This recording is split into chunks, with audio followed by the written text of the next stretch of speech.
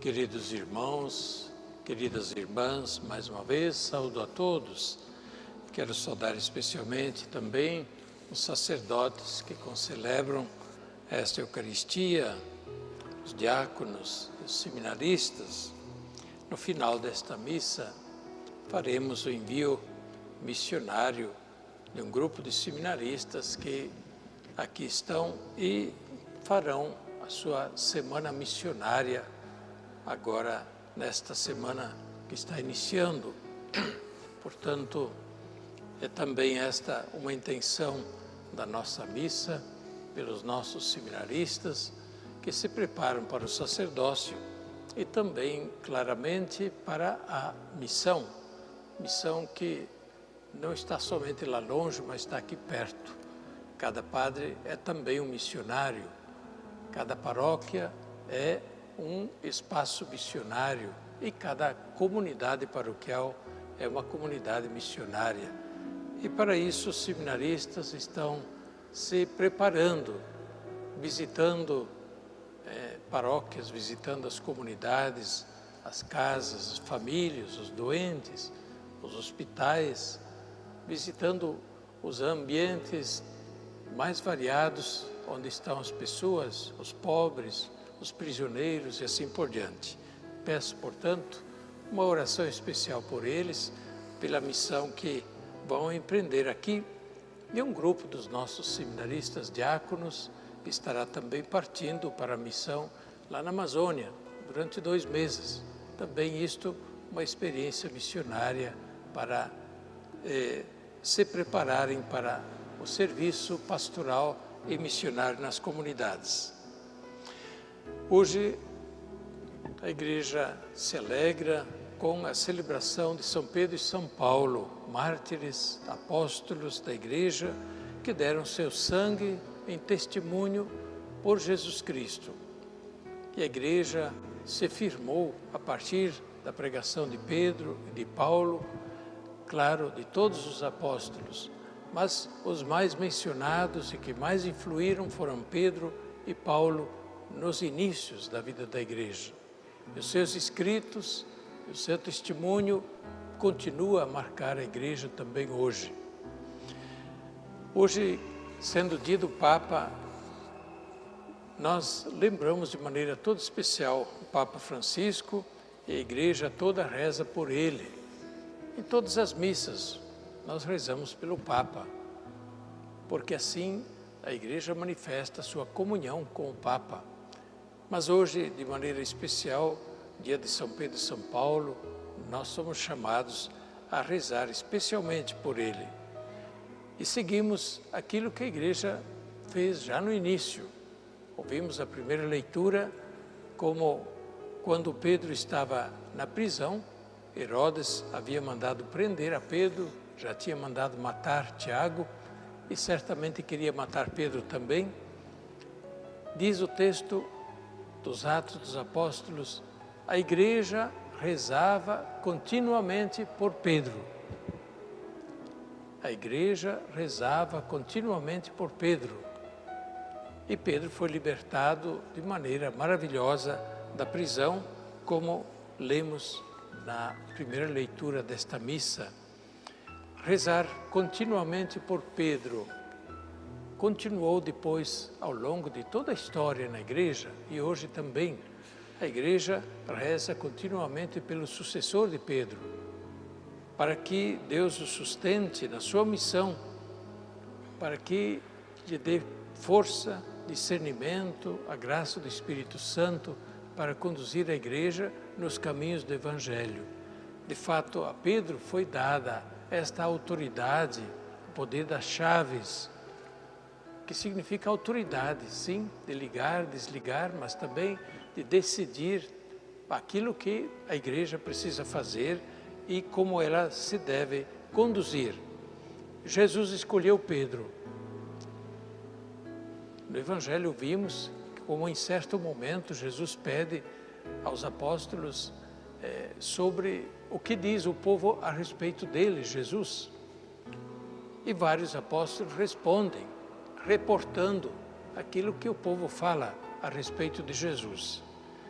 Mas Jesus quer saber deles, dos apóstolos, o que vocês pensam de mim? E Pedro, em nome de todos, faz a profissão de fé verdadeira. Tu és o Cristo de Deus, tu és o ungido de Deus, o Cristo, o Filho de Deus vivo. E Jesus confirma: feliz és tu, Pedro, porque não foi um ser humano que te revelou isto, mas foi o Pai do céu. Como a dizer, Pedro, tu disseste bem, eu sou isto. E por isso Jesus confirma Pedro também na sua missão. Eu, sobre esta pedra, Pedro, pedra, edificarei a minha igreja, e as portas do inferno não vão prevalecer contra ela. Jesus edifica a sua igreja sobre a fé de Pedro, testemunho de fé de Pedro. Qual é esse testemunho, basicamente? Tu és o Cristo, Filho do Deus vivo. Sobre esta fé se edifica a igreja. Claro, tudo mais que segue a partir desta primeira afirmação de fé a respeito de Jesus. Se Jesus não fosse aquele que é, a igreja não seria aquilo que ela veio a ser, aquilo que ela é. Nós cremos em Jesus Cristo, Filho do Deus vivo, assim como Pedro professou, e, naturalmente, daí vem todas as outras consequências da nossa fé. A segunda leitura nos traz a figura de Paulo. Hoje lembramos Pedro e Paulo, os dois grandes apóstolos. Paulo está preso a essas alturas da sua vida e ele escreve ao seu fiel discípulo Timóteo a partir da prisão. Está em cadeias, ou seja, em correntes, preso e esperando a morte, a execução. Já tinha sentença. Por isso ele diz a Timóteo, palavras de conforto e ao mesmo tempo incentivando Timóteo, continua firme, porque eu já estou no fim da minha carreira. O meu fim se aproxima e ele diz a palavra que todos nós poderíamos, quereríamos dizer um dia, mas é bom que a gente diga todos os dias isso para nós também. Combati o bom combate, estou firme na fé, combati o bom combate, a causa boa e justa, o bom combate de Cristo, do Evangelho, não me desviei do caminho da honestidade, da justiça, da retidão, o bom combate de estar do lado de Cristo, conservei a fé, mantive firme a fé, não me desviei, não perdi a fé, não desanimei. No meio do bom combate e quantos combates Paulo enfrentou, permaneceu firme até o fim, e está firme diante da morte que se aproxima. Combati o bom combate, guardei a fé. E agora, diz Paulo, me resta esperar a coroa da justiça, o prêmio que Jesus prometeu a todos aqueles que o amam, não só a mim, mas a todos aqueles que também o amam. A esperança, sim, do prêmio do bom combate. Não combatemos à toa, em vão, e não pretendamos que este prêmio já seja pleno aqui nesta vida.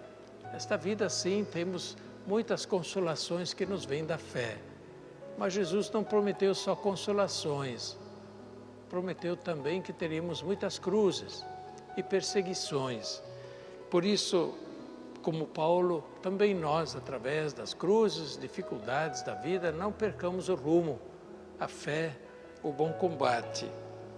Hoje, de modo especial, nós olhamos para o Papa.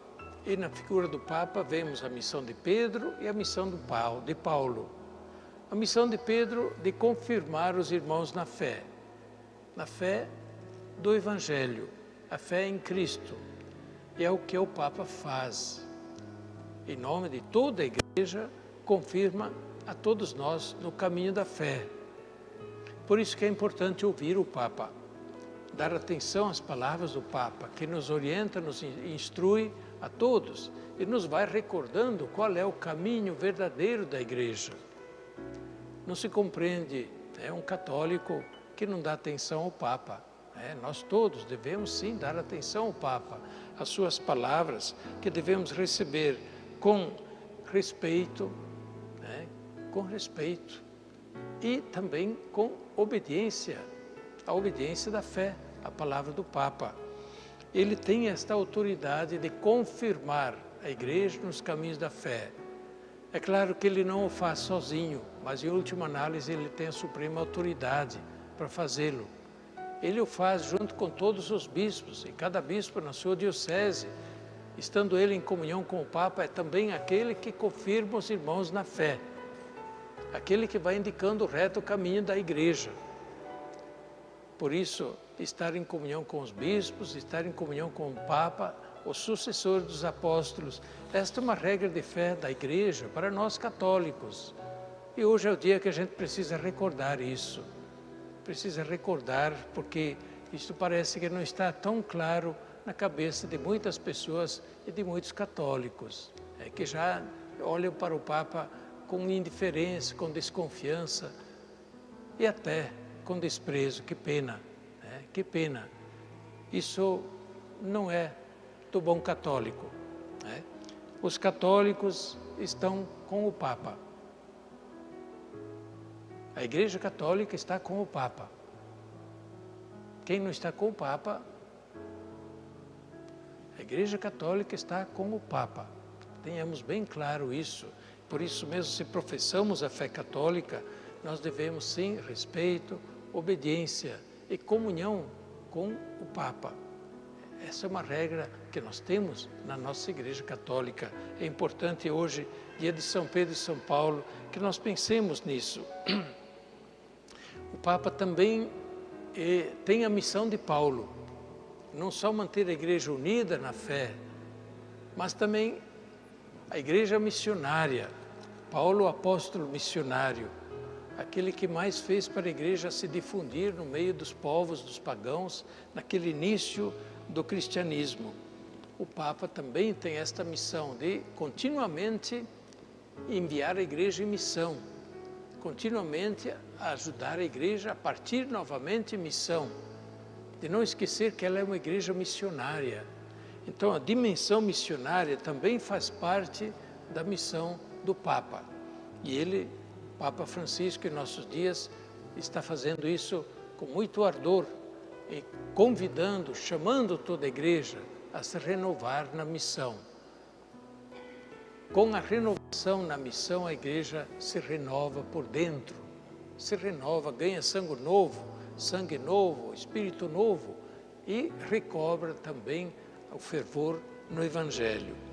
Por isso, queridos irmãos, queridas irmãs, nesta missa hoje, queremos de maneira muito especial rezar pelo nosso Papa Francisco e renovar também a nossa comunhão de fé, nossa adesão a ele, enquanto ele é sucessor de Pedro, aquele que tem a responsabilidade maior de conduzir a igreja nos caminhos do Evangelho.